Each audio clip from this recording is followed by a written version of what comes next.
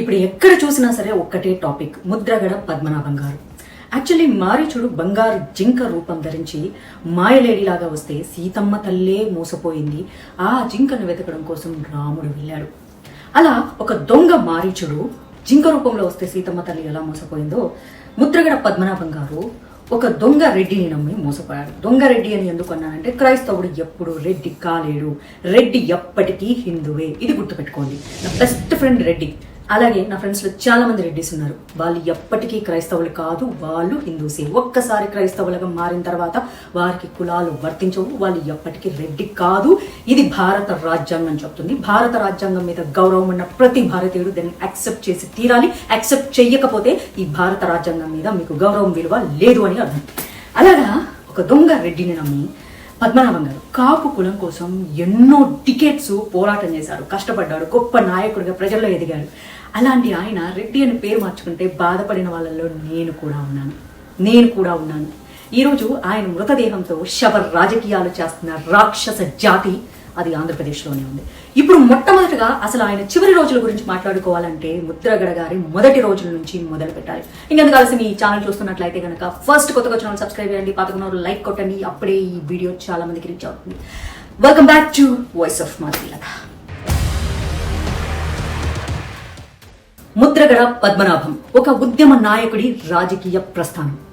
ఇప్పుడు నేను మీకు చెప్తా. ఆంధ్రప్రదేశ్ రాజకీయాల్లో కాపు సామాజిక వర్గం గురించి మాట్లాడితే ఒక పేరు తప్పకుండా వినిపిస్తుంది, ముద్రగడ పద్మనాభం.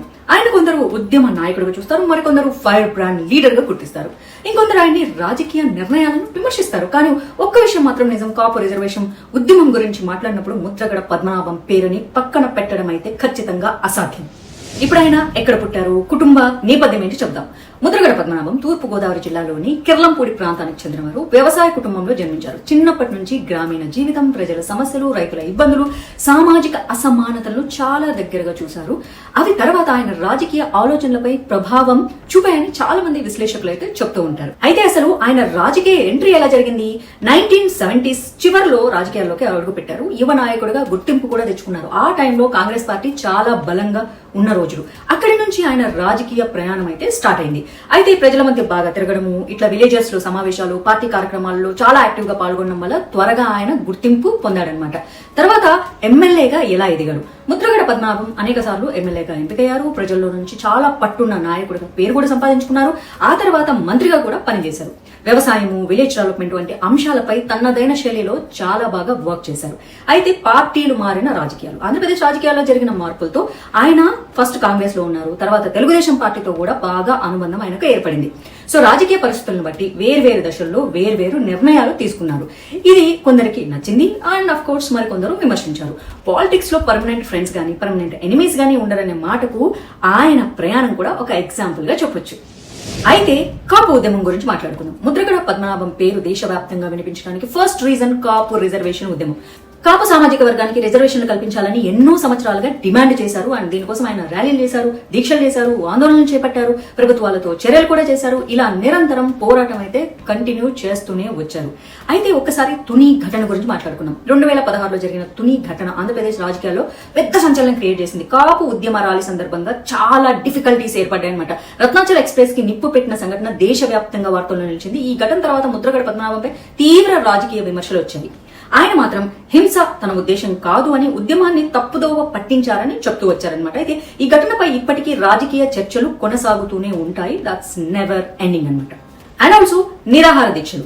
ముద్రగడ గారు చేసినటువంటి నిరాహార దీక్షలు చాలా ప్రాముఖ్యత పొందాయి. తన ఆరోగ్యం దెబ్బతిన్న డిమాండ్ విషయంలో మాత్రం వెనక్కి తగ్గలేదని ఆయన అనుచరులు చెప్తూ ఉంటారు. ఇటు ప్రభుత్వాలు మారినా సరే ఆయన ఉద్యమం మాత్రం ఆగలేదని కాపు సంఘాలు అయితే ఇప్పటికీ పేర్కొంటూనే ఉంటాయి, ఎప్పటికీ కూడా చెప్తాయి. అయితే విమర్శలు ప్రతి నాయకుడిలాగానే ముద్రగడ పద్మనాభం కూడా అన్ని విమర్శల్ని ఎదుర్కొన్నారు. ఆయన అతీతులేం కాదు. కొంతమంది ఆయన ఉద్యమం కాపు సమాజానికి ఉపయోగపడిందని అంటారు, మరికొందరేమో రాజకీయంగా సరైన నిర్ణయాలు తీసుకోలేదని విమర్శిస్తారు. ఇంకొందరైతే ఇలా తరచూ పార్టీలు మారుతూ ఉండడం వల్లే ఆయన మీద ఉన్న కాన్ఫిడెన్స్ దెబ్బతిందని అభిప్రాయాలు కూడా చెప్తూ ఉంటారు. అయితే ఆయన అభిమానులు ఏమంటారు? ఆయన అభిమానులు మాత్రం కాపు సమాజం కోసం తన జీవితాన్ని అంకితం చేసిన నాయకుడు అని చెప్తూ ఉంటారు.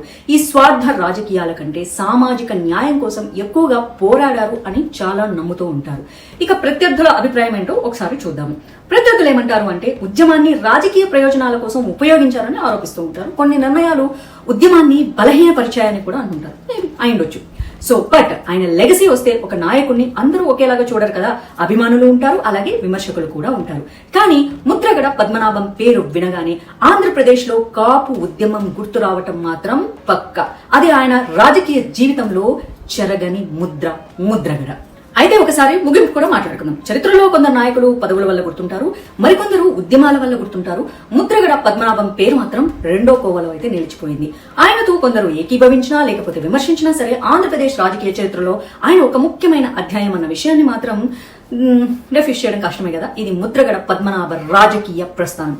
అయితే ఇప్పుడు ఆయన మరణం మీద శవ రాజకీయం చేస్తున్న వైసీపీ నాయకులు, బలి అయిన కుటుంబ సభ్యులు, కాపు పోరాట నాయకుడు రెడ్డికి దాసోహమైన క్షణాలు. అంటే క్రైస్తవుడు ఎప్పటికీ రెడ్డి కాలేడు, రెడ్డి అప్పటికి హిందువే. అయినా సరే ఒక క్రైస్తవుడిని రెడ్డి అని నమ్మి ఆఖరి రోజుల్లో అర్పించుకున్న ముద్రగడ ఆఖరి ప్రయాణం రాక్షసులతో స్నేహం ఆయన తుది క్షణాలని నాశనం చేసింది. కన్న బిడ్డ ఆయన భౌతిక కాయాన్ని చూస్తాను అంటే చూసుకోనివ్వని రాజకీయ రాబందుల మధ్య నలిగిపోయింది. వైసీపీ ఎక్కడ ఎంటర్ అయినా సరే కుటుంబాలనే నాశనం చేస్తుంది. అయినా సొంత తల్లిని వెలేసి సొంత చెల్లిని గెంటేసిన ఆ వైసీపీ పార్టీ నాయకుడు ఇంకొక కుటుంబంలో చిచ్చు పెట్టడు అంటే ప్రజలు ఎలా నమ్ముతారు? ఖచ్చితంగా నాశనం చేస్తాడు. అది కన్న బిడ్డ అయినా ఇంకొకరైనా సరే. ఆయన తల్లి చెల్లె పట్టని వాళ్లకు కూతురు ఆయన శవాన్ని చూస్తాను అంటే ఎలా అలో చేయనిస్తారు? అలా ఉంటుంది వాళ్ళ రాజకీయం. కానీ ఇది నిజంగా చాలా బాధాకరము. ఈ బంధువులు కానీ లేకపోతే ముద్రగడ గారి వైఫ్ కానీ ఈ యొక్క అమాయకత్వంలో పడిపోయారు. వాళ్ళు తెలిసి కాదు. మేబీ కూతురు మీద కోపం ఉండొచ్చు. కూతురు జనసేనలో ఉంటే ఏంటి, ఇంకోటి ఏంటి, ఇప్పుడు నాకు పార్టీ ఇష్టం, మా అమ్మ నాన్నకో పార్టీ ఇష్టం, మా అన్నలకో పార్టీ ఇష్టం, అందుకని మేము కొట్లాడుకుంటామా ఏంటి? ఈ కుటుంబంలో కామన్ కొడుకుల మధ్య కూతుర్ల మధ్య చాలా న్యాచురల్. కానీ చూడొద్దని అడ్డుకోవడానికి బంధువులు ఎవరు? మీరెవరు అసలు? తండ్రికి కూతురికి 100 సమస్యలు ఉంటాయి. బతికున్నప్పుడు ఎన్నో ఉంటాయి. మరణించిన తర్వాత ఆయన భౌతిక కాయాన్ని చూడటానికి అలో చేయాలి. బంధువులు కానీ ఇంట్లో వాళ్ళు కానీ సైలెంట్ గా ఉండాలి. మీకు నచ్చకపోతే మీ శత్రువు వచ్చి నివాళులు అర్పిస్తున్నా సరే మౌనంగా ఉండటమే సనాతన సాంప్రదాయం. ఎందుకంటే బతికి ఉన్నంత వరకే పంతాలు పట్టింపులు. ఒక్కసారి ఈ శరీరం నుంచి ఆయువు వెళ్ళిపోయిన తర్వాత ఇక పంతాలు పట్టింపులు ఉండకూడదు. మళ్ళీ ఆమె ఆయన తండ్రిని చూడబోతుందా? మళ్ళీ మాట్లాడగలుగుతుందా? ఆఖరిసారి కళ్ళు చూసుకోవాలని కూతురు వస్తే ఎంత దారుణం చేస్తున్నారబ్బా. అసలు ఎవరి వైసీపీ? ఆయన ఒకప్పుడు మంత్రిగా చేశారు కాబట్టి పోలీసుల లాంఛనాలతో ఆయనకు అధికారికంగా వీడ్కోలు పలుకుదాము అంటే దాన్ని కూడా తిరస్కరించేశారు. ఇది అంతే. ఆ క్రైస్తవులను రెడ్డి అని నమ్మినటువంటి అమాయకత్వం ఆ కుటుంబ సభ్యులది. అంతే. ఇది 100% ఒక మాయ. ఇది ఖచ్చితంగా ఆ మారీచుడి మాయ లాంటి మాయ అనమాట. ఆ మాయ వల్లే కన్న కూతుర్ని ఆయన భౌతిక కాయాన్ని చూడనివ్వటానికి వారి భార్య కానీ వారి కుటుంబ సభ్యులు కానీ యాక్సెప్ట్ చేయలేదు. నీకేం తెలుసు, నువ్వు దూరం నుంచి మాట్లాడతావంటే నేను సనాతన ధర్మ సాంప్రదాయాలు చెప్తాను. ఒక మనిషి యొక్క ప్రాణం వెళ్ళిపోయిన తర్వాత ఇక ఆ మనిషికి శత్రుత్వాలు ఉండవు.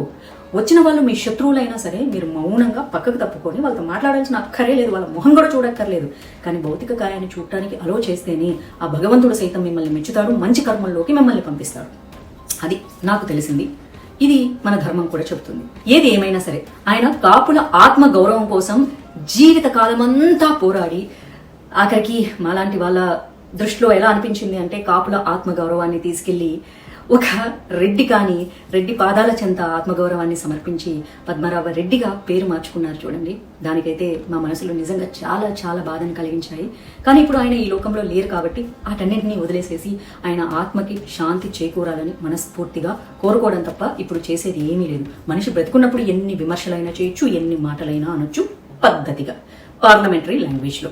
కానీ మరణించిన తర్వాత మాత్రం శవరాజకీయాలు చేయటము, ఆ శవం మీద పడి నోటుకొచ్చినట్లు మాట్లాడడం మాత్రం కరెక్ట్ కాదు. విజయాలు ఖచ్చితంగా మాట్లాడుకోవాలి, అలాగే చేసిన తప్పులు కూడా ఖచ్చితంగా మాట్లాడుకోవాలి. సో మనం ఖచ్చితంగా ఆయనకు నివాళులు అర్పించడం అన్నది మనిషిగా మన ధర్మం. ఈ వీడియో మీకు నచ్చినట్లయితే ఒక చిన్న లైక్ కొట్టండి. మరిన్ని వీడియోలు మీ ముందుకు తీసుకొస్తూ ఉంటాను అండ్ మీ అందరి కామెంట్స్ కూడా చదువుతూ ఉంటాను. ఒక చిన్న లైక్ కొడితే ఇది ఎక్కువ మందికి రీచ్ అయిపోతుంది. ధన్యవాదాలు. జై హింద్.